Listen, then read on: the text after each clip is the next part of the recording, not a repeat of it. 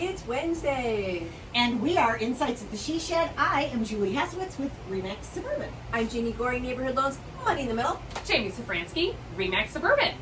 So again, we are talking about closings today, and we are going to talk about closing disclosures. These are not the disclosures that you sign before you sell your house to buy the signs. Closing disclosures. What are they, Jeannie? Okay, this obviously has to do with the mortgage part. This is your mortgage part. Not the Sorry, realtor, yes. not the real estate part. Right. But the closing disclosure is something that comes out by TRID laws, which is a whole different topic. Oh, wow. But it comes Okay. out. It has to be signed 3 days prior to your closing, and then you can close on the 4th day. What it is a little bit closer numbers to what the actual amount will be at the closing.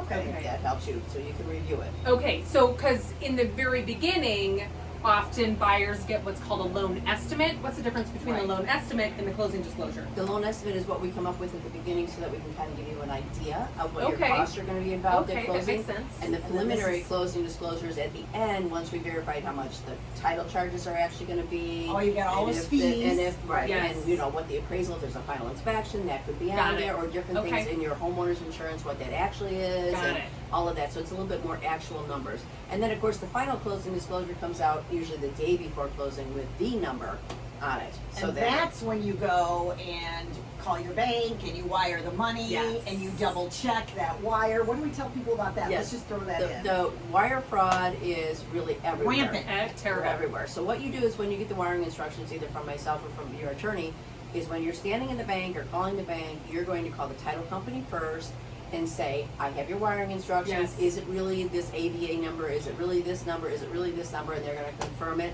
with you.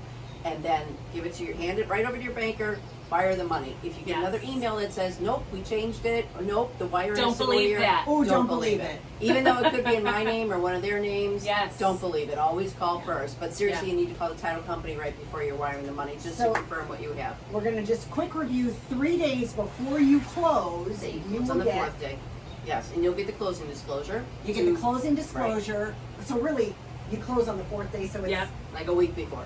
yeah. Like okay. a week before you'll get it. And you know, you can go through it with myself, so we can go line by line, so Yes. you There understand you it at go. that So you point. understand That where would it's be all the best going. way to do it. Right, because Yes. we want to make sure you know what you're doing. And Exactly. We don't want the Right. closing and what to expect. Even though you're going to get another one to sign at the closing table. Yes. So, Woo! And that'll be your final one. Yeah. Final. yes, Okay. yes. All Thank good. you once Right. again, Jeanne Gorey. Thanks, Jeannie. Thanks all. See you soon.